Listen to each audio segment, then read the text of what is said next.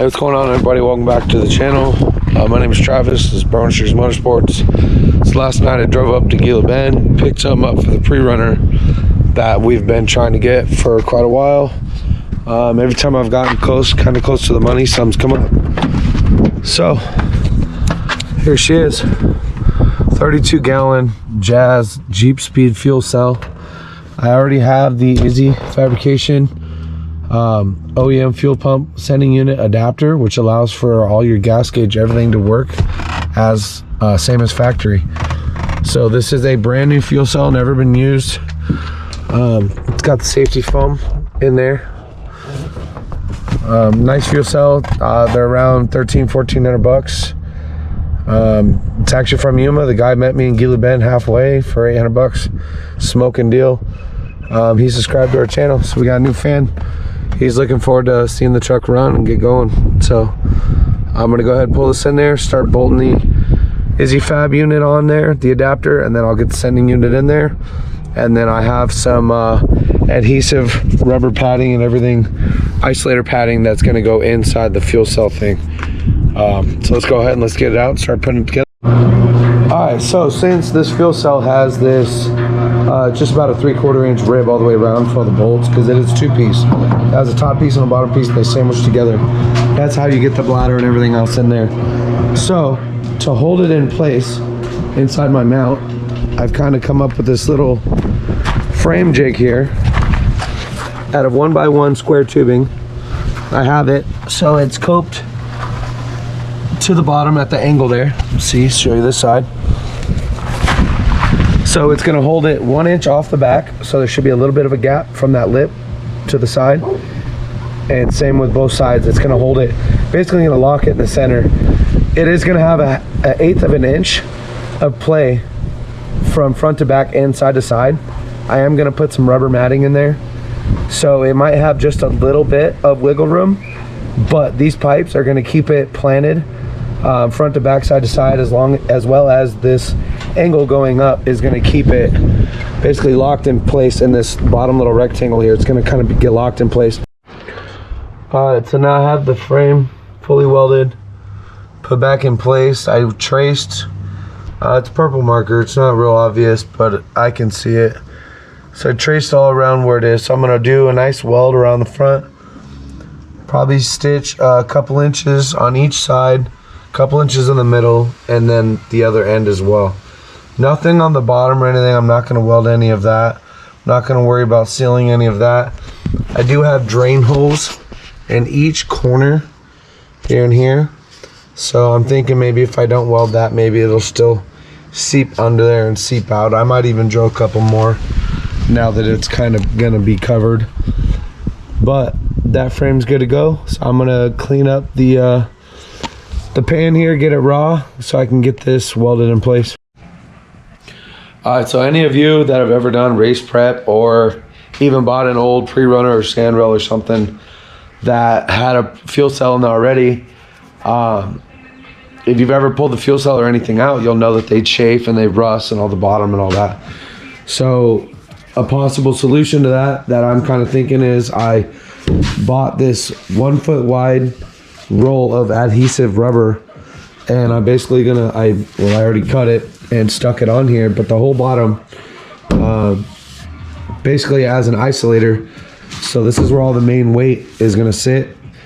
I did avoid these 4 drains in the bottom corners, so I went a little skinnier on the very bottom sheet right there and there, but the other one I did go full width, so that way it's actually gonna be sitting on a rubber pad. It's like an eighth of an inch thick, but I just didn't want the metal to be sitting there, you know, just jiggling on the metal to metal the whole time. So I'm gonna do this on the bottom, I'm gonna do it on the top, and it's gonna kind of sandwich in there. Like I said, I do have just a little bit of tolerance on the sides. If I have room, I might even just put a couple pieces on those bars that I just made, so the bottom corners here will be actually protected as well. I believe I do have just enough to put 2 pieces in there, 1 on each side, so it should be nice and snug and kind of just stuck in there. So here's an overall look. That is the bottom, and that's the It's not quite a 45, but I always just call it a 45. But whatever, it's the kick up. It's the angle that actually kicks up. So this is the bottom of the fuel cell.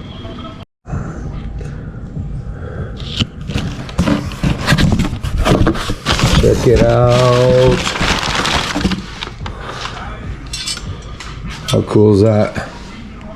So that's gonna replace that. It allows for a stock sending unit. So I'm gonna go ahead and unbolt the JAZ one. I'm gonna put the JAZ fabrication one.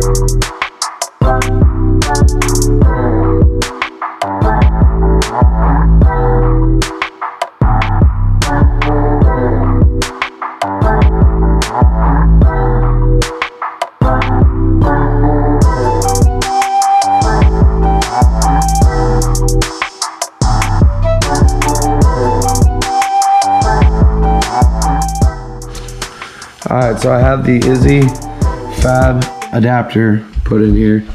I got all the foam taken out. I vacuumed it. I blew it out. Trying to make sure it's as clean as a whistle. This is the sending unit that was in my truck. It was running at the time. I did blow the fuel out of the lines. So it should be as clean as possible. Like I said, it did run before.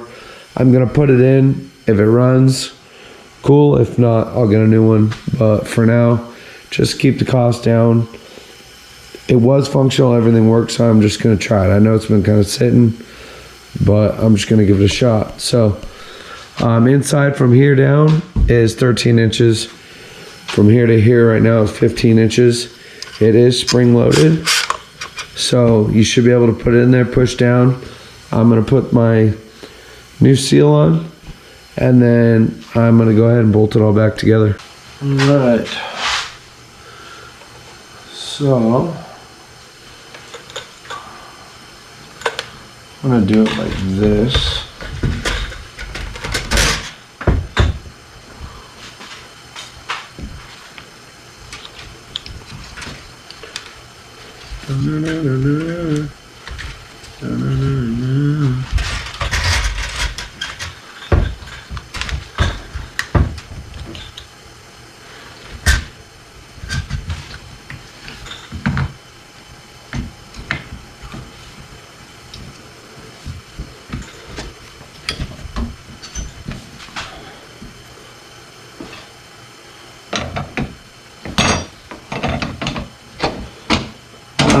Hopefully you guys can see this. I don't know if the camera's really gonna get it or not, but like I said, you do have to push down. It is spring loaded, so I am kind of having to fight it a little bit, so I apologize if you can't see very well. I do need to make sure that that seal is in there correctly, because it's not going into the factory plastic tank anymore, so it's not going to have that little channel for it to sit in, because the gaskets here unfortunately are a lot bigger than they actually need to be. They're actually not very tight, which I always thought was kind of goofy, but in a plastic tank, it's got that little channel, so it does end up working okay. I'm gonna go ahead and just kind of push it in a little bit. But it does look like I have it lined up all the way around.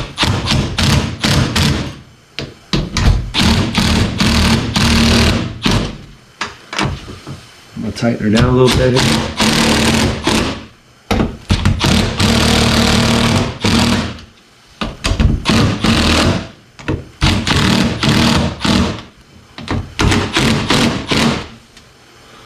Alright, now I don't want to go too tight. There's a lot of pressure on that as it is already, but that should be good to go. I should be able to extend my stock fuel lines up. My wiring, everything should reach up here, and I should be good to go. I caulked it like this because I would like my fuel lines to drop down the back. I do have 3 inches or so till you hit the cab. So I'm gonna run my lines down. They are extended. Well, they are going to need to be extended. They are down here, down where the stock factory should be. Factory tank should be. Sorry, I apologize. It's late. So yeah, they probably only need to be extended, I don't know, 2-3 feet at max, if even that, because I believe it is back further, but it is really low, so it's gonna have to come up and over and as well up. So it's gonna be tight, but I don't want all my fuel lines and everything tight. So once I get this in place, I'm gonna have to build the top, which is actually gonna hold everything in place. I'm gonna work on that, and then I'm gonna work on extending all the lines. So for the meantime, I have this together, it's sealed. I'm gonna put a cap over this, so that way everything is sealed. That way I can actually put it in the truck and I can start measuring, and I can get a real nice tight basically top for this. And then when the top is done, I'm gonna have everything, basically all my studs where they need to be are gonna be welded in place. So all I have to do is remove the nuts and bolts, or the nuts and washers. I'm not 100% sure on how I'm gonna do it, but I wanna make it so it's very strong. I'm gonna have 4, if not 6 bolt-on points. I've seen a lot of fuel cells come out during racing, which is, I think, absolutely one of the kind of worst things that could happen to your truck. I mean, honestly, this is a very important part. Truck can't run without it. It's a huge safety thing. The last thing I want to do is have my fuel cell work its way loose or out, or if anything ever happens, a rollover or something, I want to make sure this is not going anywhere. So this top's going to be very stout. It's going to be very important. So that is why everything, that whole outer skin, everything, that whole mounting plate, it's all 3/16 steel. It's all very heavy duty, very, very, very strong. So there it is, guys. Fully bolted up. Can barely see it. My green seal is under there.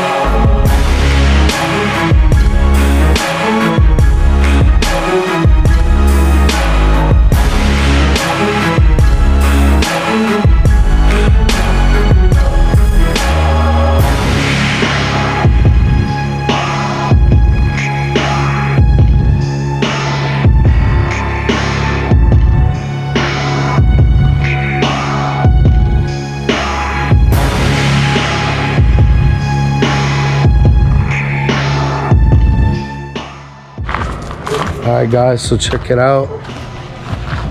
I do have it cut out. I do have it cleaned up. I have all the dimples stamped, as you can see. It's a really good looking piece. You can see right here where my curved lines go straight. I do have to bend that and angle it down to the lower shell. And then I'm gonna have to figure out a clamping system to attach the two pieces where you're able to tighten it so this fuel cell is really snug and not gonna go anywhere. So I'm gonna have to mark those bends and take it off and make sure everything is gonna be right. I don't wanna underbend it and have it suck the fuel cell too loose. So I might add just 1/8 of an inch of play or so, just to make sure everything sits properly. But as you can see, there's the Bro Industries Motorsports. It's a real good looking piece. So I'm gonna pull it off, I'm gonna do these bends, and I'm gonna figure out how to attach it. All right, so I do have everything painted. I did put some of my little rubber isolators on here. I cut it into a bunch of little strips. I got all the main corners where it's gonna bite on the fuel cell. And then I just put a couple pieces here and there down the middle just so nothing's sitting there vibrating. I did as well cut a bunch of these spacer plates. See here, there's one. I did paint them both sides all the way around. They are fully dry. The whole fuel cell top is dry, as well as we did add all the mounting tabs to the fuel cell, welded them on, repainted basically this whole back cage section, hit a lot of the tubes as well, and then drop the fuel cell back in. So now I'm gonna go ahead and I'm gonna put the topper back on. The spacers basically are to go in here in between, 1 or 2 each side, because there was a gap. I didn't want to have a gap when the bolt's tight. I want it to sandwich down and be tight. So depending on how much of a gap there, I'm going to put 1 or 2 so that way everything can fully tighten, firm and stiff against each other. I did also add all the isolator pieces on top, so it's not going to sit perfectly on the fuel cell, which is why I think we might need 2 spacers. But we'll see. We're going to go ahead and get the top piece on and start getting this thing bolted up all together. All right, let's get this in here.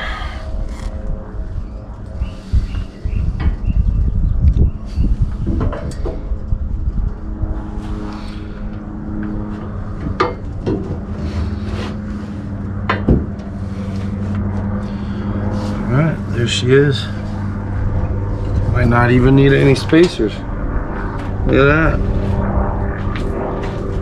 Let me get some hardware.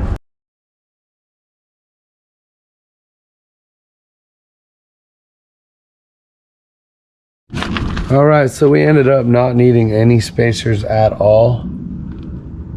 So here it is. It is bolted down. Lock washers, front and back here. Give you a quick little peek. But yeah, that's it. So fuel cell is officially 100% installed. Later down the road, I might take this top part to powder coat, just so it stays fresh a lot longer. You know, spray paint only lasts so long. So at the moment, it is all just spray painted. But you know, for now, just trying to get it in, get it started. I haven't been able to start the truck in a while, so but that's that. So I think it turned out good. I do have this covered. It's the fuel fill.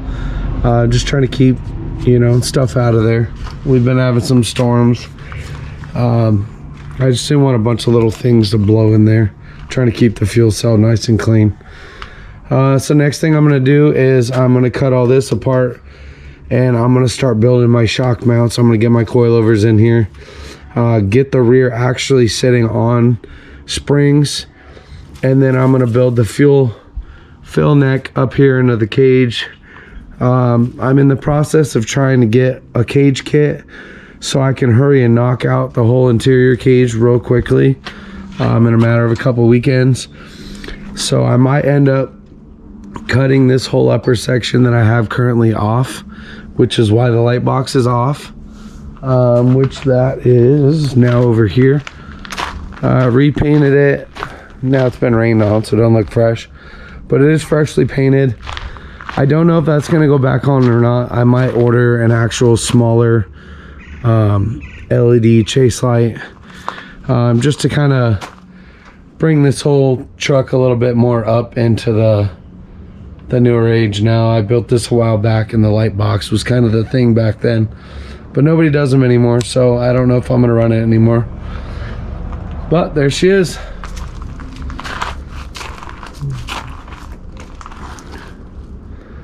Boom, boom. Looks real good in there. I'm glad I went with the red. There was a black one for sale. I wasn't sure if it was powder coated or spray painted, but I just thought the red would really pop back here. And with all that being said, don't forget to give this video a like. You have any questions or anything, put them down in the comments. Don't forget to check out our merch if you want to support a small shop. Check us out on Etsy. On the website there's a link for clothing, which has literally the link tab to Etsy. You order on there, everything automatically gets sent off, printed, and shipped to your house, so it's real nice. So, but yeah, don't forget to like, subscribe. See you on the next video.